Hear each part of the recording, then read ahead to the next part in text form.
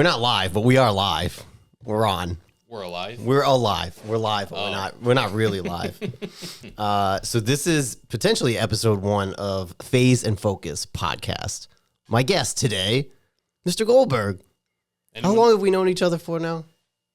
20 years?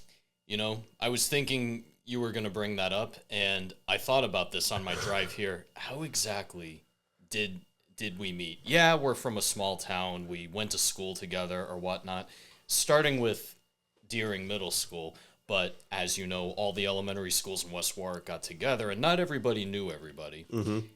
I don't think we ever actually had a conversation until high school. And if I remember correctly, I think it was 10th grade, our sophomore year, and it was Mr. Prue's English class. Oh, wow. All right. So I was going to say junior year Academy of Finance, but apparently it dated back further than that. Right. And what we actually bonded over was Metallica. And how did that start? Because I don't even remember. I think you wore one of their shirts in class one day. And, you know, that sounds like me. The cool thing when we were in high school, Metallica wasn't the cool thing. You know, you were more of a rebel or a rocker type person to like that. You know, people in our class liked what was cool at the time. And I mean, we did too, but yeah. We had a soft spot for Metallica. Yeah, of course. You had the shirt, and I remember making a comment on it like, oh, that's cool. And that's just kind of how we just randomly started talking. Yeah. I assumed that it was bonding over me not doing homework. Oh, that came after.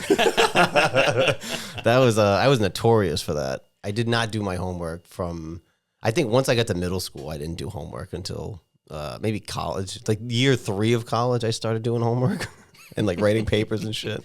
So we've known each other for at least 20 years at this point, which is kind of crazy to think about. Yeah. 2003, 2004, right around that time. Yikes. And then 2004 was, I believe, the first Metallica concert that we went to. We'll get into that because we have to start from phase 1. So phase 1 is the whole premise of this show, this program, is talking about different phases of people's lives and specifically the entertainment that they were into, the shows, the movies, and the music that you were into. So when you were a kid, like up until like middle school, maybe, or like younger than that, and then high school, college, and then now, just to see the evolution. Are you into the same things, or did you go a completely different direction? So we'll start with phase 1. Young Mr. Goldberg, what were you into as a kid? What was the first thing that you remember being into, music-wise or shows, movies? All right, let's start with shows. And I'm sure everybody will agree with me on this, including you, the Power Rangers. That dominated our childhood, and it came out when we were kids. Mm-hmm.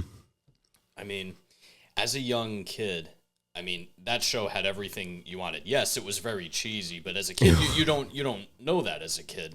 You see action scenes, you see these weapons and magic and all that stuff being used, and as a kid, you're captivated by it, and it's no surprise, right? I mean, you look at the sales that they had for merchandise, and they kept renewing for more and more seasons. I mean, they made millions and hundreds of millions, if not billions of dollars collectively over time. So clearly they found a formula that worked. So that was one. And I'm being completely random on shows, but one we always laugh about, Bobby's World. Bobby's World. The voice is so good, and even the mother's voice with the Midwest accent. Don't you know? Don't you know? Bobby's World is so funny. And then when you watch Howie Mandel now, or like as an adult, he did it in his stand-ups and stuff.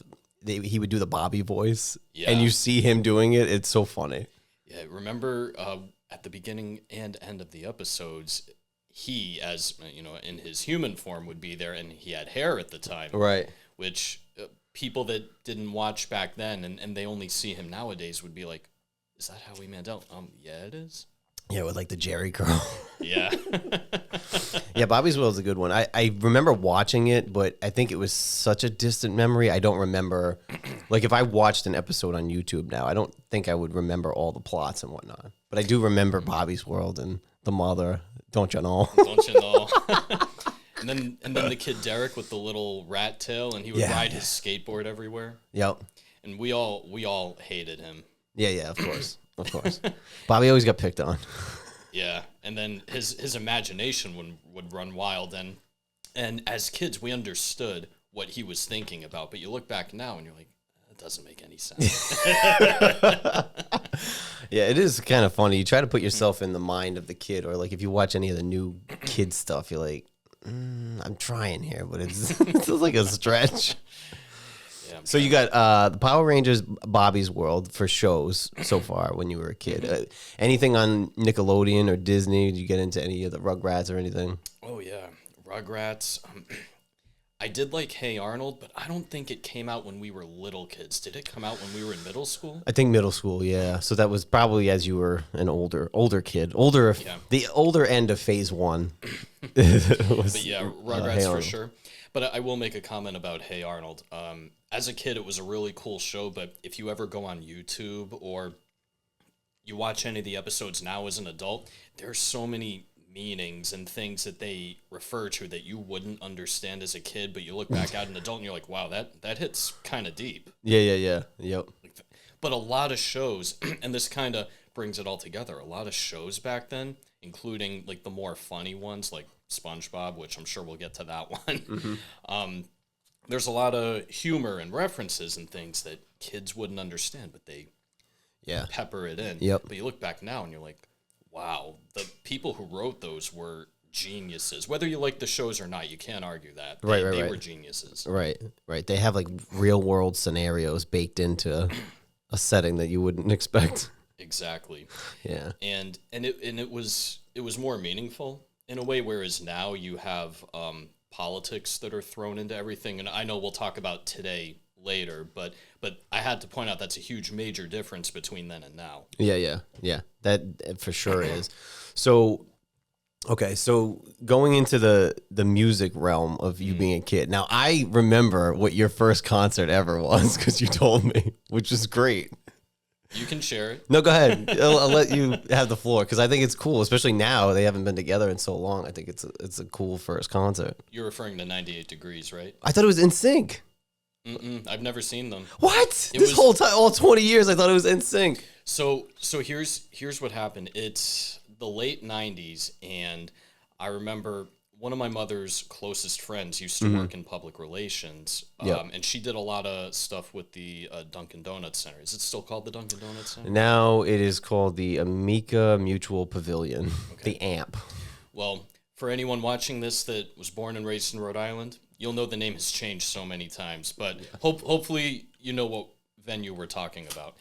Anyway, Christmas season was coming up, and my mother's friend had these tickets to this big holiday show that was coming on, and there were multiple acts that were there. 98 Degrees was the headliner, and this is a little bit more towards the beginning of their career, so they were popular, but they have not become the most popular, at their highest peak. But they were on their way up. Right. Other acts that were there were Melissa Etheridge, Evan and Jaron, if you remember who they are. Nope. They had a one-hit wonder. I need to know what it is now. Yeah, go ahead, keep talking. I need Melissa to know. Melissa Etheridge was there. Now this is weird. Cher was not there, but she released some new single that they played the music video for on this big screen at this concert, which again, it's weird because it's a live concert, but she wasn't actually there. Right. But they did it anyway. I guess that's cool. And then Joey McIntyre was there as well. Oh, that's cool. Yeah. So again, we're talking the late 90s. So anyway. Oh, I know what song you're talking about now. Okay. Yeah, it was a one-hit wonder, and it came out when we were in middle school. Yeah. Anyway, so what happened was we had backstage passes at this show, and I'm a little kid at this point, and we go backstage, and I just remember I was starving. All I could think about was having something just for whatever reason. So we get backstage, and they had this huge gourmet buffet style thing set up, and it was for anyone that had backstage passes as well as the musicians. And we're talking the best of the best, like food wise, the top quality meats, and cheeses, desserts, everything. As a kid, you're like, oh, this is heaven. You're backstage at a big concert with all these acts, and you're just looking at the spread that they have in the back. Yeah. And so it gets better. So 98 Degrees eventually makes their way back there, and everyone is going nuts over them. And me, I'm not paying attention to them at all. Yeah. I'm just looking at the spread, like deciding what I want. And finally, someone says, "Hey, Zach, we're about to take pictures." I'm like, "I don't want to be in it." You could have a picture of you in 98 Degrees, and you chose to have a roast beef sandwich. So here's what's funny. The picture did end up happening, and this is when you would go to the drugstore or whatnot to have your photos printed out. Yeah. So this is back then. We do have the photos somewhere. I have to find it. You gotta find it. And we'll have to do a follow-up where I could send a copy to you, and maybe on a future episode you can do hey, remember on episode 1 Yeah. We'll put it up somewhere. I'll see if I can find it and send it to you, but I know we have it. It's in some paper bag somewhere with tons of other photos. Yeah. So that's before this came out. So. Yeah, right. But yeah, we ended up meeting the guys. They were, from what I remember, they were really cool. Yeah. Really laid back. Yeah. And yeah, I mean that was my first concert experience, and I guess pretty fortunate that that's how it was, because most concerts are just concerts, but this was Right. You had a whole experience. You had a nice buffet in the back, backstage passes. I still remember it to this day. I don't know why this whole time I thought it was NSYNC. I remember it was a boy band, but I always thought it was NSYNC that was your first concert. I've never seen them. Well, if they come back around, then now you have to.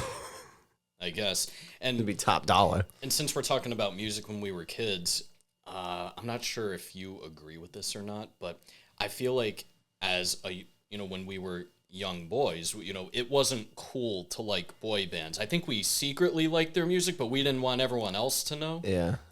But nowadays you hear it on the radio and you're like, oh yeah, that brings us back. It's the nostalgia. Yeah, there was a little bit of that too cool for school. Like when TRL came out, people like us were more into if it was the hip hop or if it was like Korn, Limp Bizkit, Kid Rock type shit. Oh yeah. But like Ricky Martin comes on, you're like, oh, I hate this, but secretly you're like, yeah, Living La Vida Loca kind of slaps.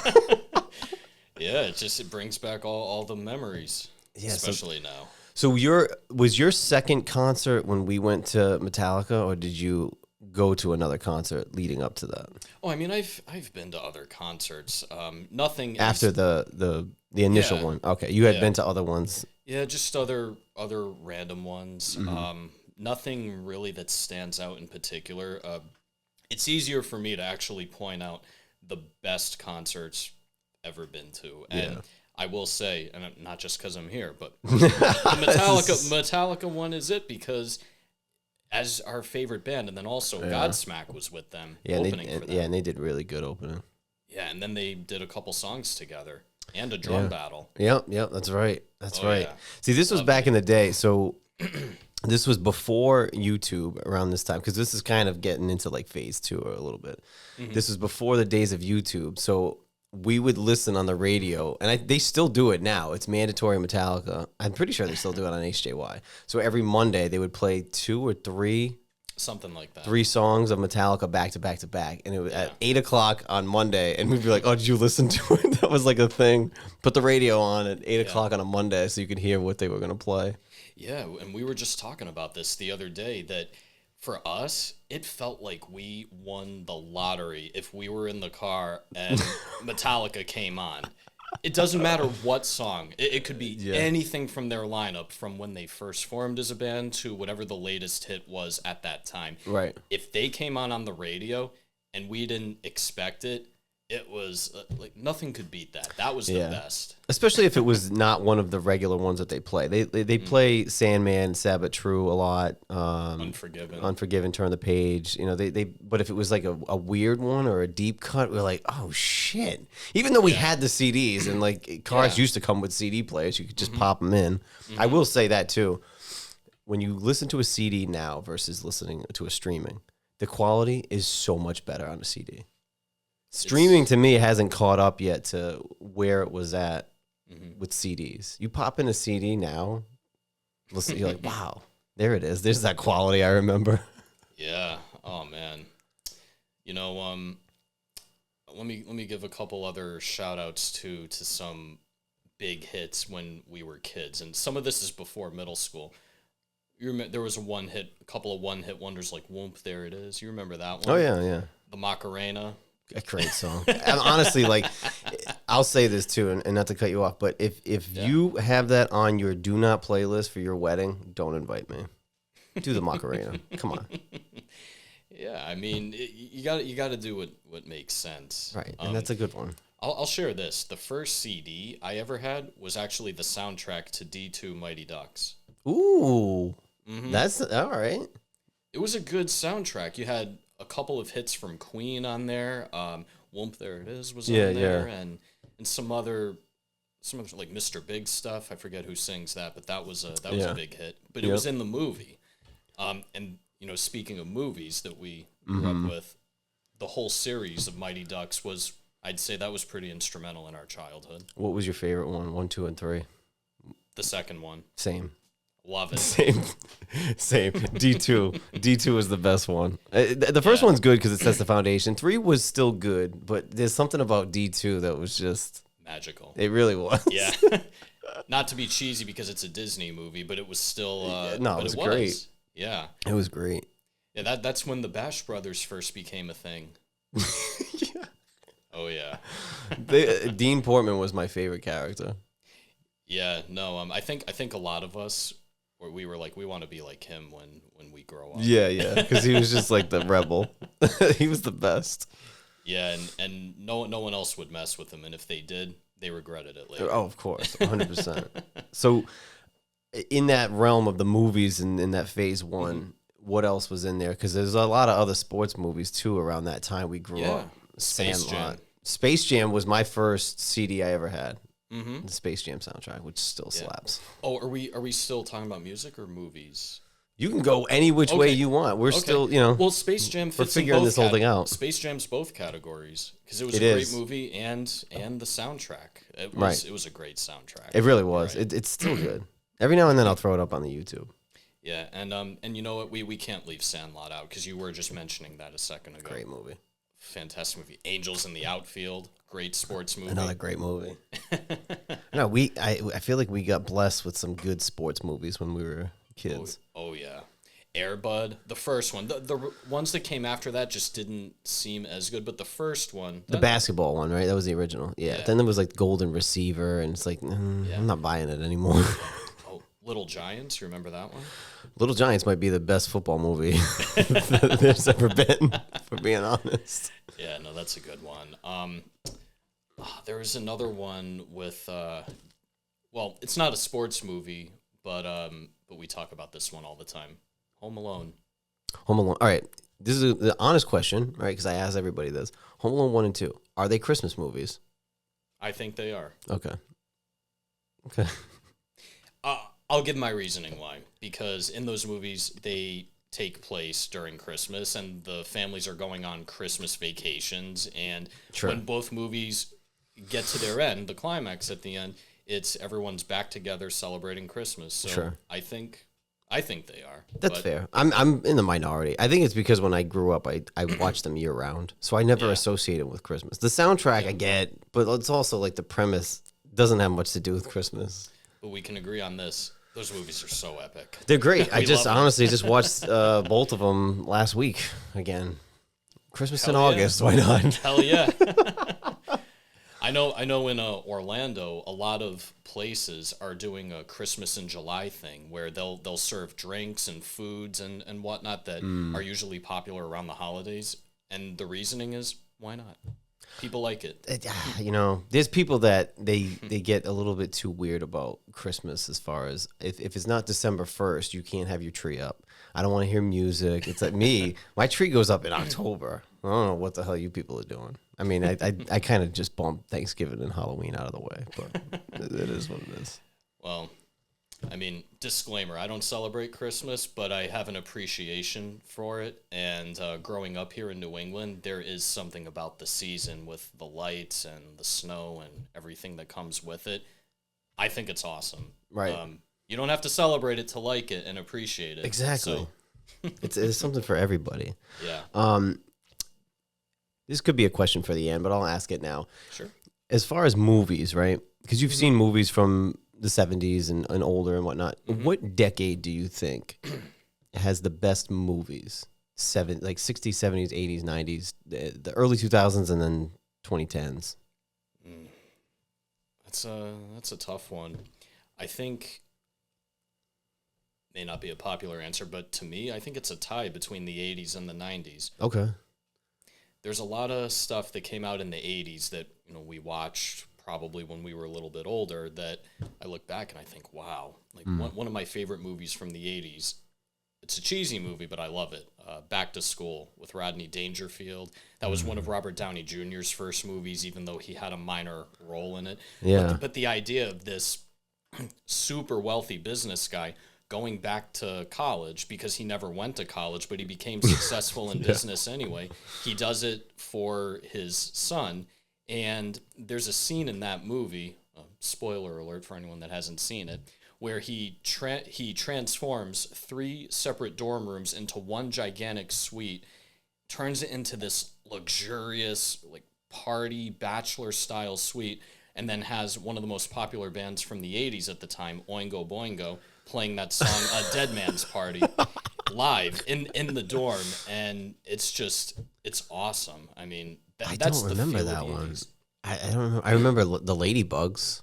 Do you remember that movie with Rodney Dangerfield? I think it was in the 90s. Yeah. So you would say the 80s and 90s had the best movies. Would you say the same thing about music and TV shows, or would that answer change? In my opinion, I'd say it's pretty spot on. Okay. Yeah. So the music of the 80s and the 90s is still the best, you think? And the reasons why, the 80s, there was a positivity to the music at the time, and I think maybe the synthesizers, because that became a popular thing, that might have had something to do with it. And I like how there was a contrast with rock and roll. You had the hair and glam metal, which was like the more poppy, positive type, but then you had the darker stuff like Metallica or Black Sabbath, even though Black Sabbath is more 70s, but continued into the 80s. And then you had people somewhere in the middle, like Van Halen, kind of, they would sometimes teeter more towards the dark side and then the positive side. Actually, David Lee Roth, they were a lot heavier, but then when Sammy Hagar came in, they became more poppy. But I liked both. Not everyone agrees, and that's okay. That's okay. You're entitled to your own opinion, even if it's wrong. All right, so going into phase 2, which we kind of dabbled in, right? This is the first episode, so we're working out the kinks here. So just a few. Phase 2 would be around like high school, college, anywhere in that 4 to 4 year, that 8-year run of. Oh yeah. What were you into that you can remember as far as TV shows? We'll start with TV shows. All right. I will say this.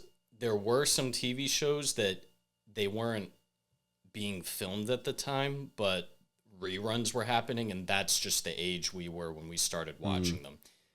Some. So, for example, Boy Meets World. I loved that show. Yeah. I think the final season was in the year 2000, so it kind of falls into the time frame you're referring to. Mm-hmm. But because it didn't come out at that time, it was just ending at that time, but that's when we watched it. Boy Meets World, I know one of your favorites, Lizzie McGuire. The best. That was, I guess that run kind of bridged between middle school into high school, I think, yeah. Yeah, there'll be a little bit of crossover here, but it's really... But around that time. The movie definitely came out when we were freshmen because I remember we watched it in our Italian class. Oh, God. Was it in Italian or English? The movie was in English, but did you ever see the movie? I did. Yeah, they went to Italy, and so they just tried to be like, oh, here's a movie we can watch, and I was all about it. Because they were just in Italy. I was like, absolutely. Her Italian accent was so good. Disclaimer, even if it wasn't good, he still would have liked it. It was not good. It was not good. He would have liked it anyway. But she tried, It was a good movie. Yeah, so, all right, that's a good one, too. Did you watch Even Stevens? I loved Even Stevens. The best. Yeah, that show, God, that show was awesome. It was so good. Yeah, there were some animated shows that came out that were pretty cool around then, too. Did you ever see Rocket Power on Nickelodeon? Oh, yeah. Yeah. That was awesome. And actually, This one was kind of going from elementary school to middle school, but Disney had a movie that came out on TV, Brink, the skating movie. Yeah. And Soul Skaters. I know that inspired me and many of my friends at the time to actually get a pair of skates and go to the skate park and try it out. And the local YMCA here in Kent County, actually, no, we're not in Kent County right now, we're in Providence, but where we grew up, they had actually built a small skate park over there right around that time. So it was like a sign from above that it's time to try some skating, and did that for a long time. So was it rollerblading or skateboarding? You could do both. What did you do? I did rollerblading. Okay. Did you like it? I loved it. Really? I never knew this.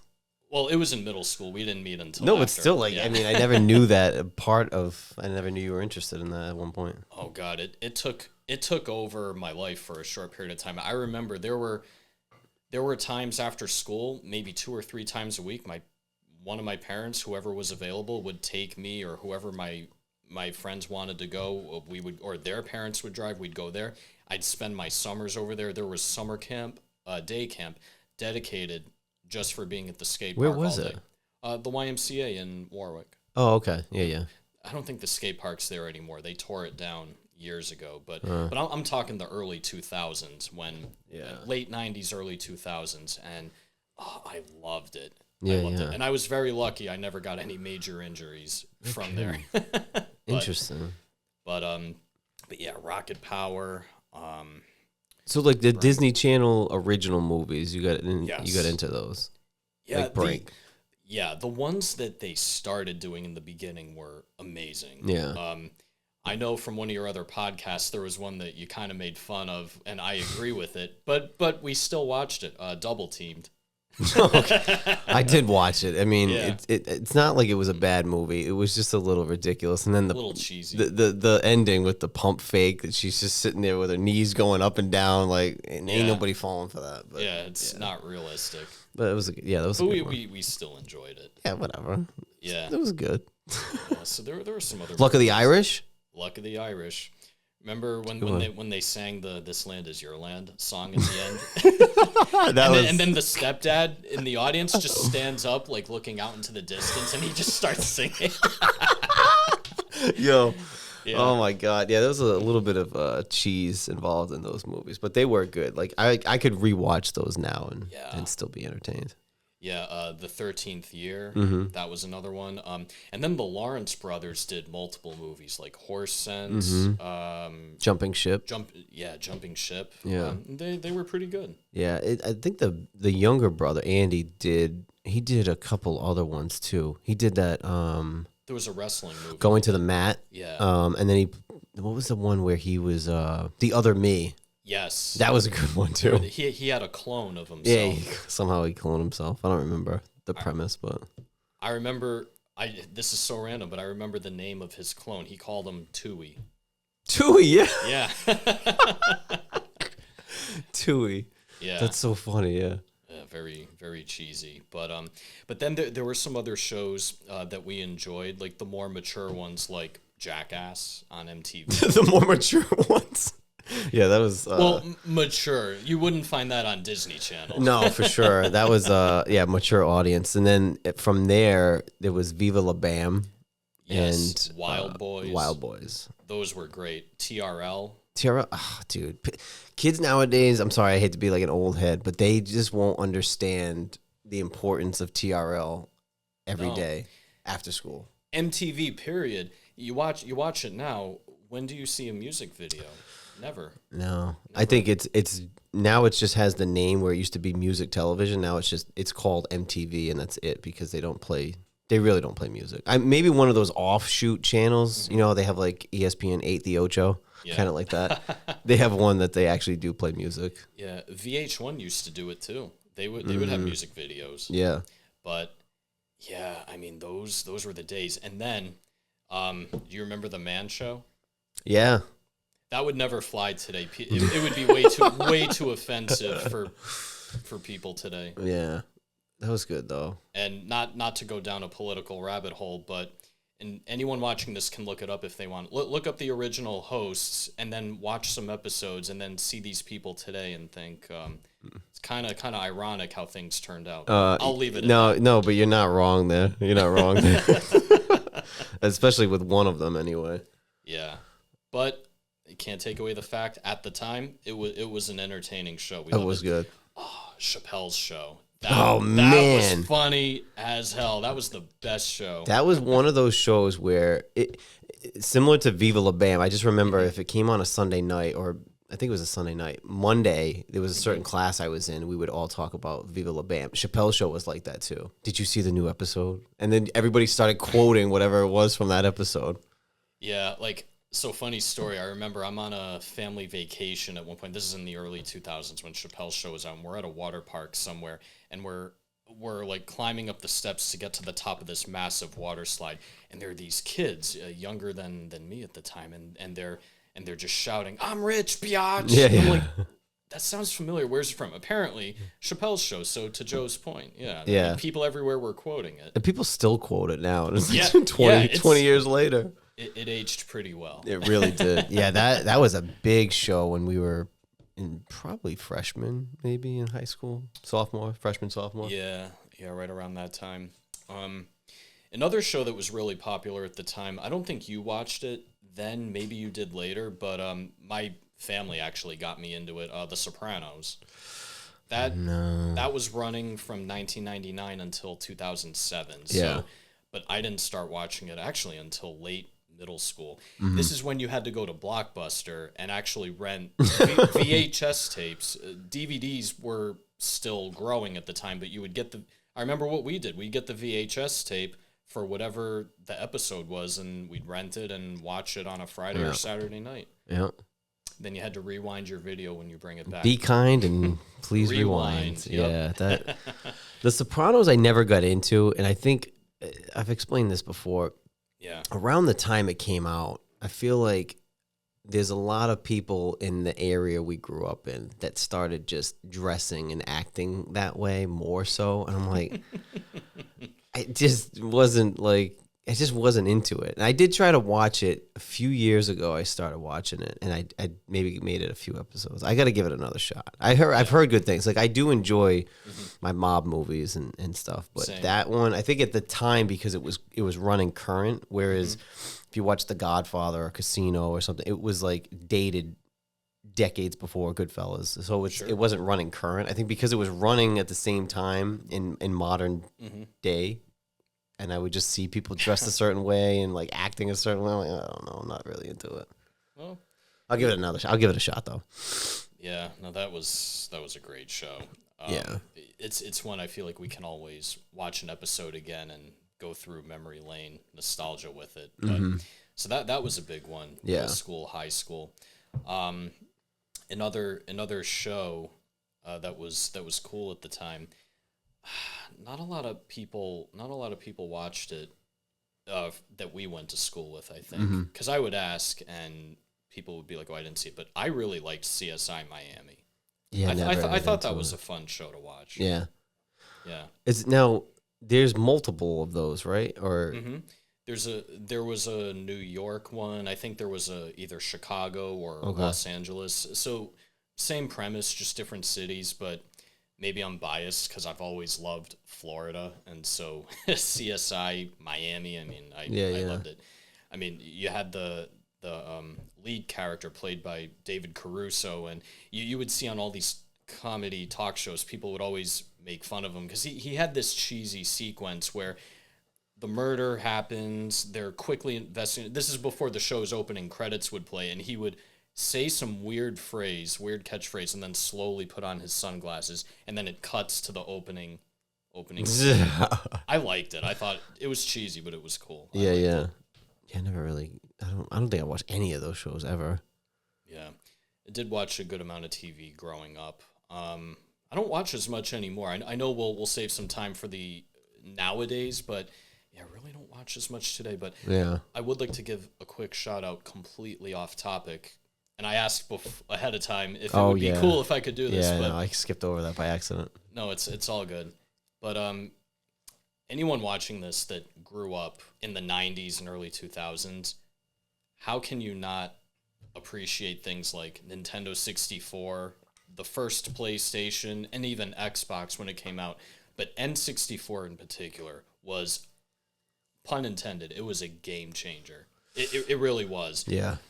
If it was a rainy day, the weather was bad, or the middle of the winter, something that would bring me and all the other kids in the neighborhood or people that we went to school with together were the multiplayer games like GoldenEye, which revolutionized the first-person shooter concept in games, and then Mario Kart 64. I mean, there's others that I'm probably missing, but I know those two specifically brought so many people together, and I can't begin to tell you the amount of Friday and Saturday nights where we'd be playing those games with our sodas, our Surge sodas. You remember that? Oh yeah. And Domino's Pizza, something like that. I mean, that you look online and you'll see stuff like that posted everywhere. That made our childhood. Yeah. And then some single player games like Legend of Zelda: Ocarina of Time, Mario 64, and I know I'm leaving a lot out. I'm not trying to have video games take over this conversation, but those were so significant in our childhood. Anyone who denies it is in denial.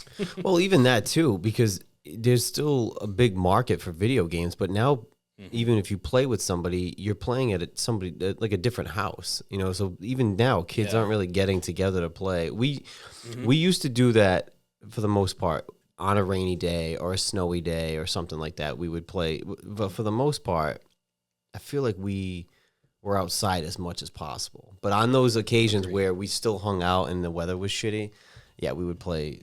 I remember playing GoldenEye. We used to play the SmackDown. Yes, that's another one I forgot. The wrestling games. The wrestling games were big. So before Madden got the rights to the NFL, ESPN used to make their own 2K games. It was like ESPN 2K, whatever. And those were better than the Madden games, in my opinion. And once Madden got the rights, I stopped playing because I don't like Madden. I don't like the gameplay of Madden. I really don't play video games anyway, but same. I stopped playing at that time because I liked ESPN better. But that was a big one, too, the ESPN, the NFL game. I'm trying to think of what else. Solo, I played Mafia. That was that was a fun game. Those are fun games. I mean, it revolutionized everything. Really, but towards the end, I remember we had a Super Nintendo way back in the day. Then I had a PlayStation 1. Then I had a PlayStation 2, and like that was it though. Like stop there. I pretty much stopped there. What are they on now for PlayStations? 5? Are they on 5? I have no idea. I think it's 5. I don't play games anymore. I haven't in years, many years. But those that we just referenced, those were the days. Those were the games. Yeah, that was in that. There was definitely a market for that, too. I mean, when the weather was shitty, we would watch movies, but we would also mostly play video games. It was fun, but again, once they came out, now you've got kids wearing headsets like they're flying a fucking 747. Yeah. And they're playing with their friends or people they don't know, which is cool, but it's also like, it's another thing to not have people come together. You know what I mean? Like, now you have the technology to where I don't have to go to your house, but I could still play. It's like we're hanging out, but we're not really hanging out. Perfect example. Right now we're in August, still the summer. I know school's coming up for some people soon, but take us back to a summer day in the early 2000s or the 90s. Your house in your neighborhood, and what do? You don't even call or text because texting didn't even exist yet. You would just go and ring someone's doorbell, knock on the door, see if they're home, and maybe you have a basketball in your hand or a baseball or a football. And then you just get the crew together, whoever it is, or get on your bike, go somewhere and do something. You didn't even have to tell your parents what you were doing. You just say, oh, I'm going to Joe's house, or Joe's coming to my house, whatever. And you didn't think anything of it. But we were really lucky that we had that ability. Like now, if you have a kid that's out of your sight for even 5 seconds, like immediately the first thought is, oh no, something happened. Something's wrong. Yeah. Hopefully that's not the case, but man, the world has changed and we never thought it would get. Yeah. I don't know. Is it more like paranoia with younger parents, or has the crime rates of those things gone through the roof of why they're not? Because I mean, to your point, especially in the summer, I remember being gone I was in the neighborhood, but we'd be gone all day. Exactly. All day until like, the street lights come on or something and you go home. But like you'd go to this person's house and then, oh, let's play video games. All right, let's go play football. Let's play basketball. Oh, go eat lunch somewhere. And then it was like all day. We were going all day. And like every now and then my mother would just drive by and just kind of find where I was. And that was it. And she'd be like, what are you doing? No, playing basketball. Okay, bye. And that was it. Okay, bye. Like, okay, bye. Yeah, it definitely was a different era. Yeah, I think to answer your question, I think it's both. Crime rates are up, but the sense of trust that used to be there is not really there anymore. And I With think parents and their kids, you mean? Or just in the world in general? in the world in general, because you would think something like this would make it easier, being it does. I mean, you can be in touch with anyone, anywhere, at any time like that. But you said something a moment ago about, when people used to actually be together and do things. This technology that came out, as great as it is, has reduced the amount of people actually being together. I mean, think about when you go to a restaurant or somewhere in public. You have people that are just like buried in their phones, texting, doing something or whatnot, but what about the person sitting across from you or next to you? Yeah. There's no, like, you're there, but you're not there. And I feel, and that's just a small example, but I think if you look at the big picture, because there's not that what's the word I'm looking for? Presence. Because people are not present with each other now like they used to be before all this technology came out, I think that's a major contributing factor. And with people not being present, you don't have that neighborly trust type of vibe or feel just in general that there used to be. This literally changed everything. I mean, the internet, it changed things.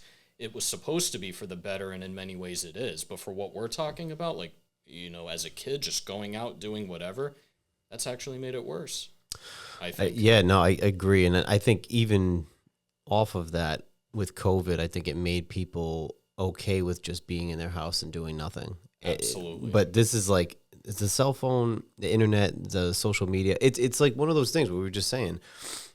It's because I can text anybody whenever I want 24/7, and then you text me back. Well, then I feel like we had an interaction, and we did. But I think people get that twisted of, it feels like I'm more involved in your life and you're more involved in my life than we actually are, because we don't really hang out. Like, I have friends that live locally that I haven't seen in months, like even if we talk. So it's like this weird, I like the accessibility of it, but it's also, it gives people a thing where like you feel like you're closer to people than you actually are because you see something on social media or you can text me whenever you want. But hanging out in person is completely different than sharing a text message. I mean, when we grew up, it was really, what do we have? AOL and then AIM, Instant Messenger. And then eventually we got cell phones, but it was like primitive days of cell phones. It's not like that. That's a computer. That has more storage than my laptop does. You know what I mean? It's in my pocket. It's kind of crazy. Yeah, never really imagined that would be a thing, but it's just crazy. I mean, so we're in the millennial generation, and we've seen some crazy technological changes in our time. Being born in the 80s when not everyone had car phones, but a car phone was a thing to have, and the thing was like a brick. It was huge. Yeah. And again, most people didn't have it. And if you did, you were balling. Yeah.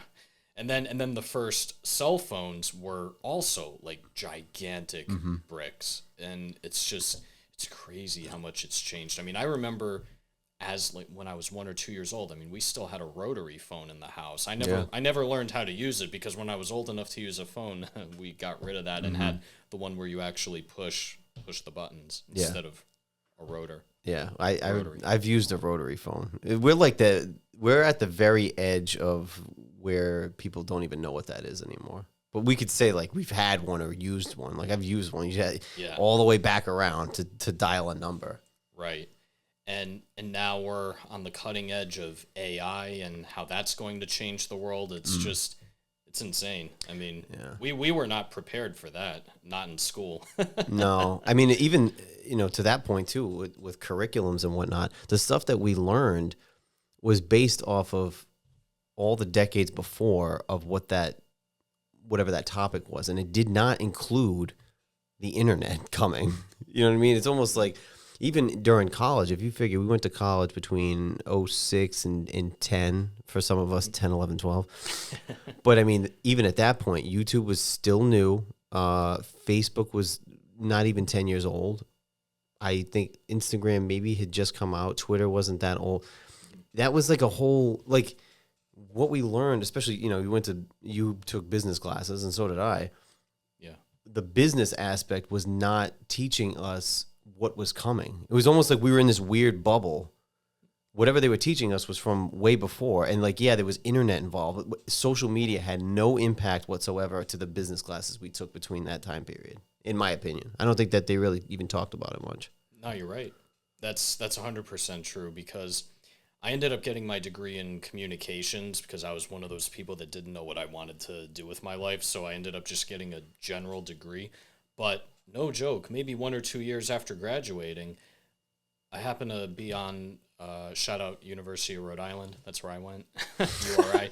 I'm on their website just looking at the programs, and I look at my degree, and there's all these classes like digital marketing, Yeah. social media, and all that, which literally did not exist just a couple of years prior. And I'm thinking, wonderful, my degree is now useless because the classes you need weren't even there. Right. So, fortunately, I mean, it's something that we're capable of figuring out ourselves, Sure. which we did. Mm-hmm.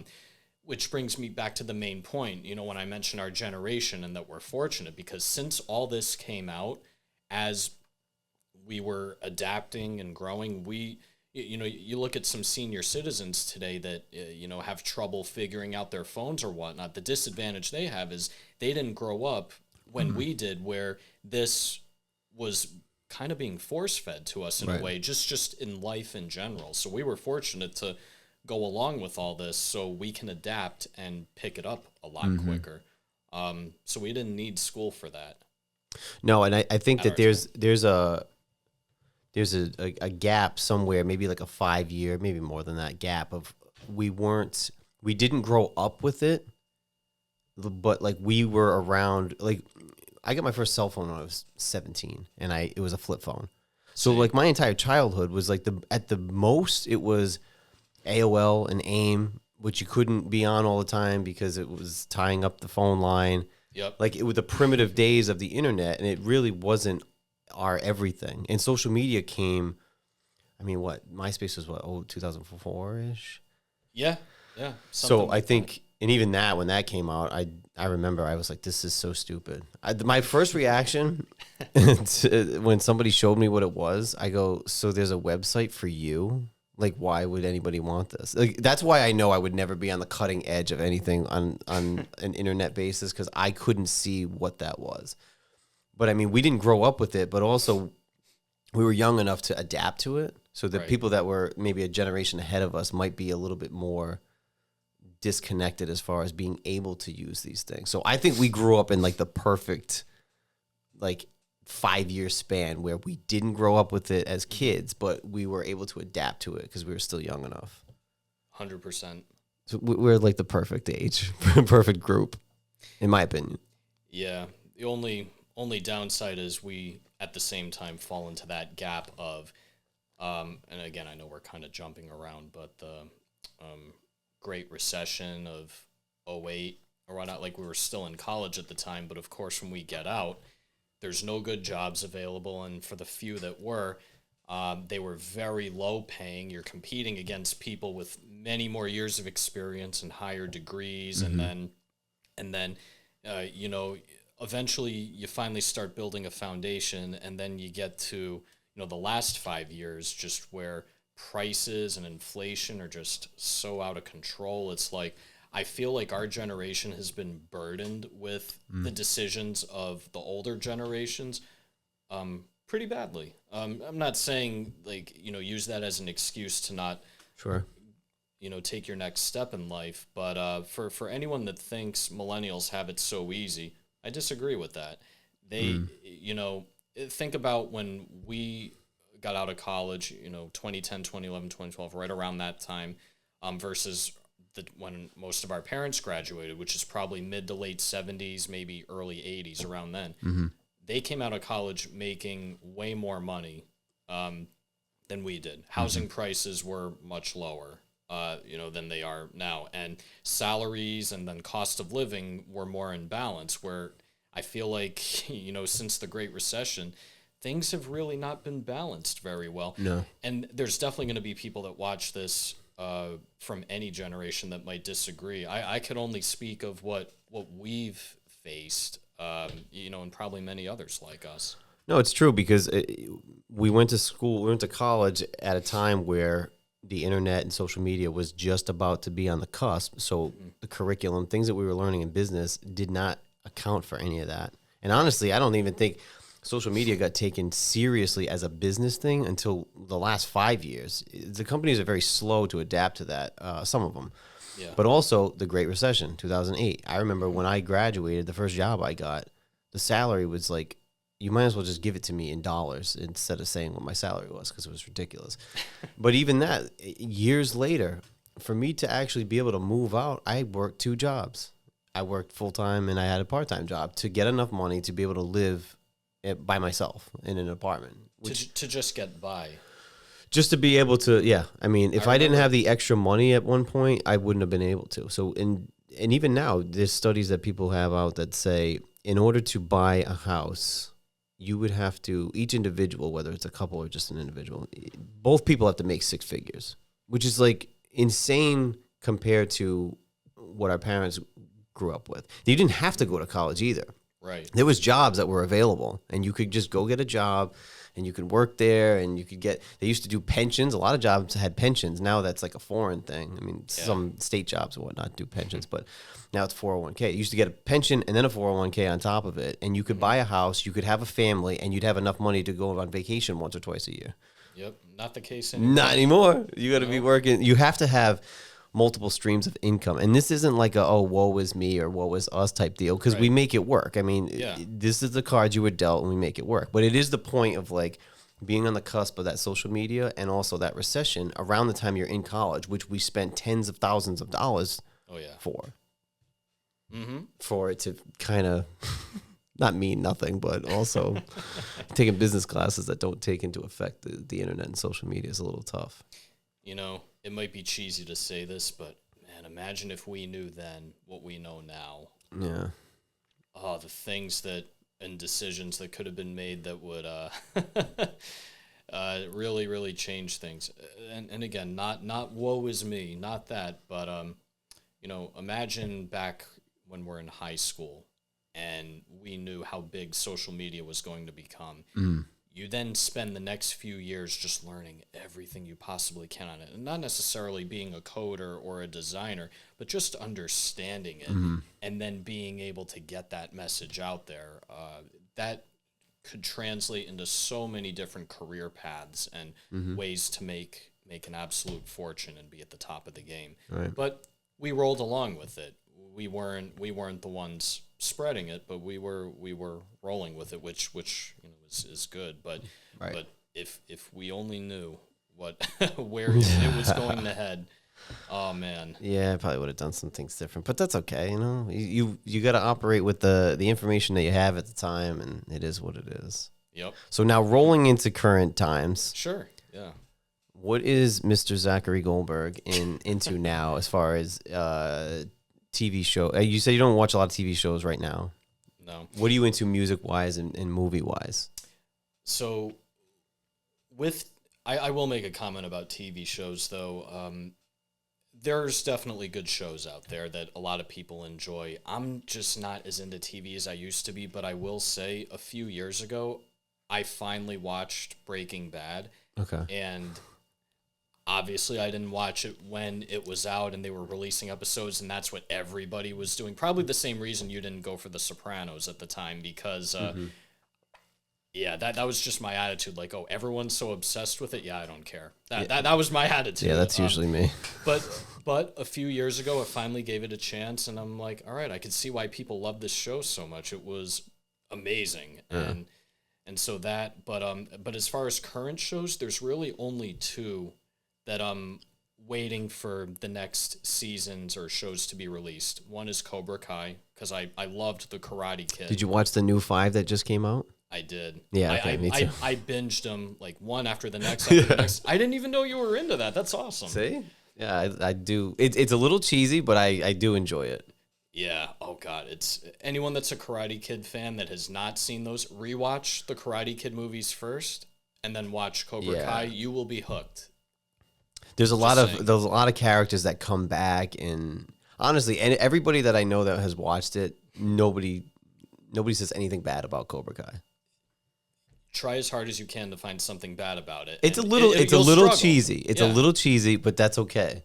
Well, the original movies were too. Right. That's why we say if you like the movies, you'll like the show. Right. No, that's a good one. All right. So, and then I think the next 5 are coming out in November, and then the last 5 in 2025. Yeah. So I think what they're gonna do is and I could be wrong, but I think the creators are looking to make a whole universe out of it, kind of like how Marvel has made a universe out of the Avengers characters, and DC's doing the same thing with Batman, Superman, and all that. I think with Karate Kid, they're looking to do that. Once Cobra Kai finishes, if I'm not mistaken, there might be a new character or another character that maybe they'll focus on and do another spinoff. Which that would be cool. I think. I've just read stuff somewhere about it. But that's cool. But another show that I like, and maybe I'm biased because I'm a big Sylvester Stallone fan, but Tulsa King. That's a good I've heard show. good things about it. What is it on? Wow. Stars, maybe? Or Max? I think it might be Max. Okay. I think. Sorry if I butchered it. I can't remember which one it's on off the top of my head. We'll look it up. But it's good. I really enjoy it. The premise behind it is you have Sylvester Stallone plays a guy that's in the mob, an older guy who is just getting released from a long prison sentence, and the family reassigns him to Tulsa, Oklahoma, to expand their empire out there, and that's what the show is about. And he's a badass. I mean, like he is in most of the work that he's done. And again, I'm biased, big fan of his. Right. Love the Rocky and Rambo movies, but Tulsa King's good. I've heard good things. I would like to. I might have to get Max or whatever the hell it's on, because I've heard good things about it. Yeah, I think it's Max. I'm pretty sure. So about movies, what you've seen recently. Have you seen? Do you go to the movies? A lot of people just stay at home. Do you go to the movies? Number one. Okay, you do. I'm not afraid to go out. I mean, some people are, but I'm not. Thank God. So what movies have you been watching, either on streaming or in theaters, that you enjoyed? Yeah. So I did just see Deadpool and Wolverine that came out. I mean, I'm a big fan of the Marvel movies. I know you're not a fan of superhero. I did see it though. You saw Deadpool and Wolverine? Yeah, I did a favor for somebody. Oh, I'm not sure how it would have been for you, because they make so many references to the other movies that came out that there's a lot of dialogue that probably would have made no sense. I got forced to watch the original Deadpool a few weeks back, and then I didn't see the second one, and then I went to the theater to see that one. Yeah. None of it's gonna make sense because it's hard for me to latch on to that, the superhero stuff. But okay, so you thought it was? I mean, I loved it. I thought it was a great movie. Yeah. But I'm a big Marvel fan in general. All the Avengers movies, Iron Man, Thor. I just like them. I think they're really good. And I just recently got into the DC movies as well, which are pretty good. Now, is there a new one of those coming out, like a new Batman or anything? I know there's Joker Part 2 coming out. Yeah, that looks good. The first one with how do you say his name? Joaquin Phoenix. Yeah, it was good. It was a different take on the character. Yeah.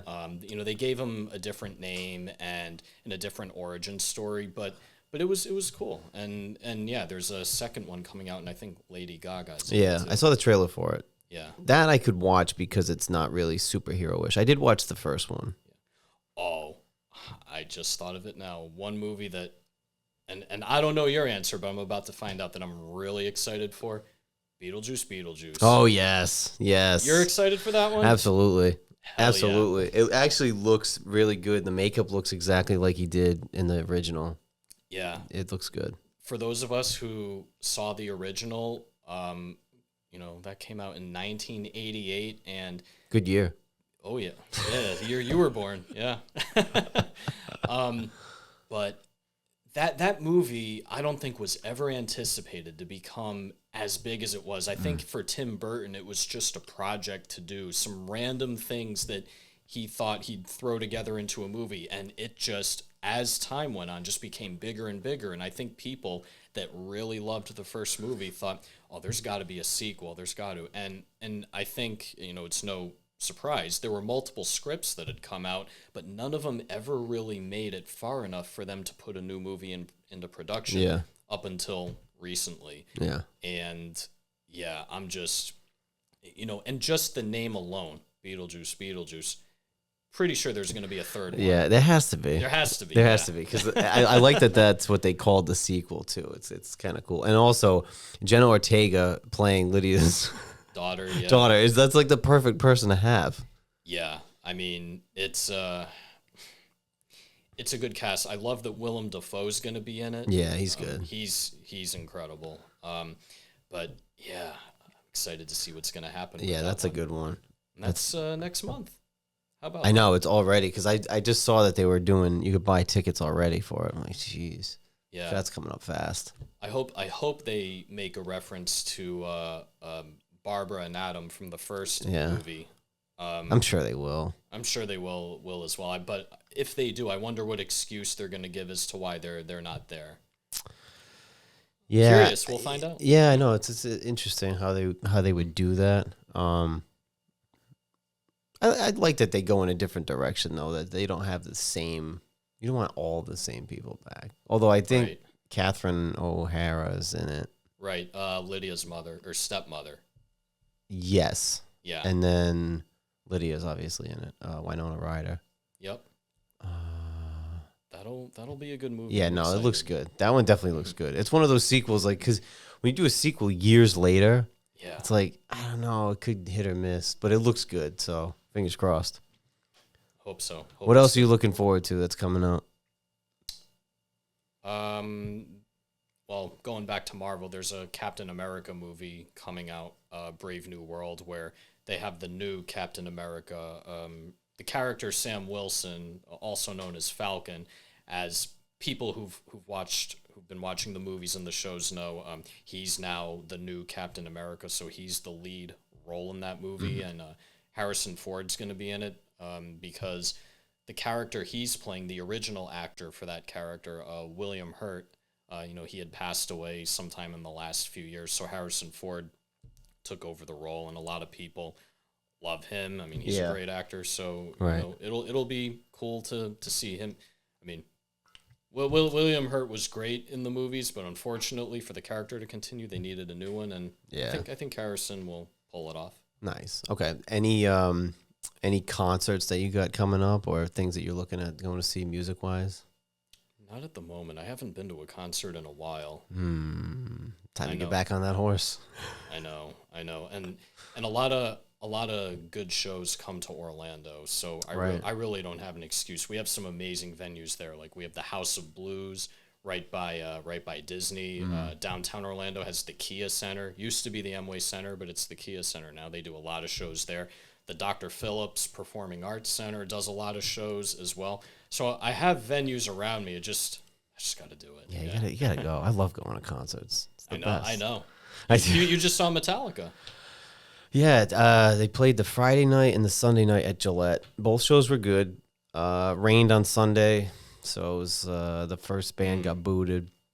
Second band was Five Finger Death Punch. They played a shortened set. They played like a half hour. Yeah. And Metallica played for 2 hours on both nights. So it was pretty good, though. And Pantera opened on the Friday show. Oh, Pantera. That's another good one. Yeah. And then I saw Limp Bizkit a couple weeks ago. Oh, man. That's on my bucket list. I haven't seen them. Yeah, that was good. It is sad to see, though, that Aerosmith had to cancel their final tour. Yeah. We saw them, right? Them and Motley Crue. Yep. Motley Crue opened for Aerosmith, so we could say that we saw them at least once. Imagine that, a band as big as Motley Crue opening for someone else. But Aerosmith was big enough and good enough where Motley Crue respected them enough to say, yeah, we'll be your opening act. Right. Even though there's so many bands that would give their limbs to open for Motley Crue. But yeah, we went to that show. I think it was in 2006, 2007, somewhere around there, and it was incredible. Yeah, it was a great show. That was at Xfinity. Yeah, it was a good show. Yeah. See, look at you already. The juice is already flowing. You need to go to another concert. The juice is loose. The juice is loose. Yeah. All right. One last thing. So I'm gonna do I'm gonna ask you questions specifically about Metallica's albums. It's like this or that. Ooh, I love it. Kill 'Em All or Ride the Lightning. Ride the Lightning. Master of Puppets or Justice for All. Master of Puppets. Wait, hold on. I want to do this as a bracket. This is like on the fly, but I want to do this as a bracket style to see what we end up with. Because it's like, it depends on the matchups, really. And that's what the bracket's for. And disclaimer, this is not me saying, for the album that I did not select, it's not me saying I don't like it. Right. I love all of them. But yeah, if we had to put it in an order of priority, well, there you go. Okay. So we got Lightning over Kill 'Em All. Okay. Master of Puppets or And Justice for All? Master of Puppets. Okay. It's weird to do. All right, so I'm going to do it this way because of Load and Reload. So, Master of Puppets or the Black Album? I'll go with the Black Album. Okay, all right. I like to change it up. Load or Reload? Reload. Reload, okay. Let's see. I won't do the S&Ms. We'll do Saint Anger or Death Magnetic. Saint Anger. Wow, okay. I like the nod to Saint Anger. Everybody shits on it. Hardwired to Self-Destruct or 72 Seasons? 72 Seasons. Okay. All right, so now we're going to do the next wave of the bracket. And this is weird because it's like there's an extra one there. But all right. Ride the Lightning or the Black Album? Ride the Lightning. Wow, okay. I like where this is going. Reload or Saint Anger? Reload. Okay. Reload or 72 Seasons? Reload.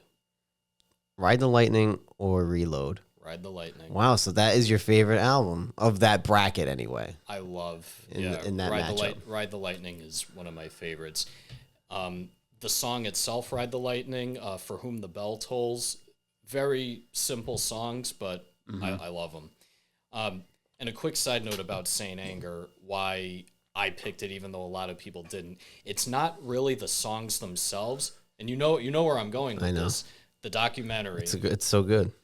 Yeah. It's so good. Yeah. All of that. And the fact that, for those who don't know, the band almost broke up forever. And that album is symbolic of them persevering through all the issues that they had and going through with it and continuing to stay together as a band. And as fans of them, to us, that's awesome. That's a miracle, that it worked. So it's not the album itself, but it's what it symbolizes. And I think we're in agreement on that. Mm-hmm.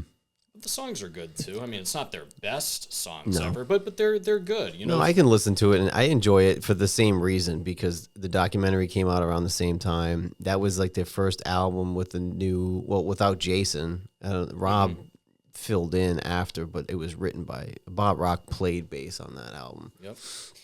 And again, for those watching, that's what we bonded over initially 20-something years ago back in high school. Yep. This is a two-part question. This is a two-part question.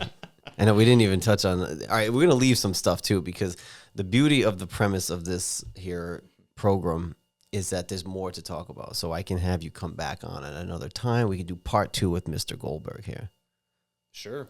So thank you for coming on the first episode of Phase and Focus. Yep. And for those that want to hear more or see more, be sure to like, comment, share, and subscribe. Right there. You're a natural on this here show, on this podcast. Well, just start your own podcast. I wasn't lying when I said I watched your other episodes. Yeah. If you didn't believe me then, you believe me now. Yeah, there's probably been some on some other channels. Yeah, but it's good stuff on here. I'm curious to see who else you'll bring on. You never know who's gonna pop on here. We'll see. Rhode Island's a small state. I mean, even those of us that don't live here somehow end up popping in every once in a while. Bingo. Thank you, sir.